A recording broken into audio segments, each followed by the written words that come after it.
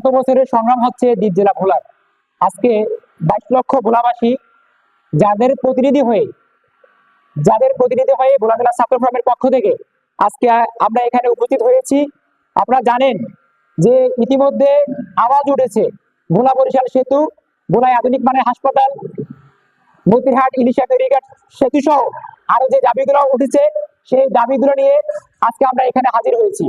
কারণ আমরা যদি বলতে চাই আমাদের ভোলায় সব দিকে স্বয়ংসম্পূর্ণ, প্রাকৃতিক সম্পদ, খনিজ সম্পদ, গ্যাস থেকে শুরু করে মৎস্য ভান্ডার থেকে শুরু করে আমরা সকল দিকে পরিপূর্ণ হওয়া সত্ত্বেও ভোলার মানুষ অধিকার বঞ্চিতের শিকার, তারা শোষণের শিকার, তারা তাদের ন্যায্য অধিকার থেকে তারা বারবার বঞ্চিত হচ্ছে।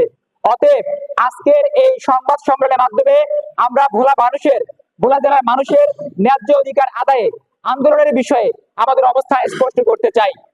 ভোলা বাংলাদেশের সর্ববৃহৎ দ্বীপ জেলা, যার অবস্থান বঙ্গোপসাগরের কূল ঘেঁষে।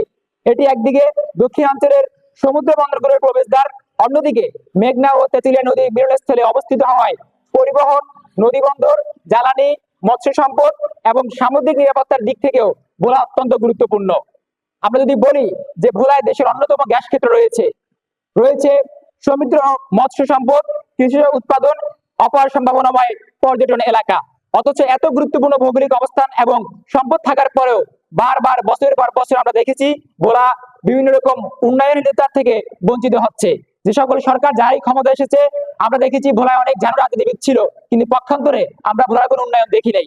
অতএব 24 পরবর্তী সময় এখন সময় এসেছে পরিবর্তনের সময়, যেটি আমাদের নেতৃবৃন্দ বলেছেন। সুতরাং তাদের কণ্ঠে আমরা বলতে চাই যে এখন বর্তমানে ভোলায় যে আন্দোলন উঠেছে, ভোলার উন্নয়নের যে দাবি উঠেছে, সেই দাবির প্রতি ইতিমধ্যেই ভোলা জেলা ছাত্র ফোরাম ভিডিও বার্তার মাধ্যমে আমরা সংহতি প্রকাশ করেছি এবং সাথে সাথে আজকে ভোলা জেলা ছাত্র ফোরাম চট্টগ্রামের পক্ষ থেকে আমরা 12 দফা দাবি উপস্থাপন করছি।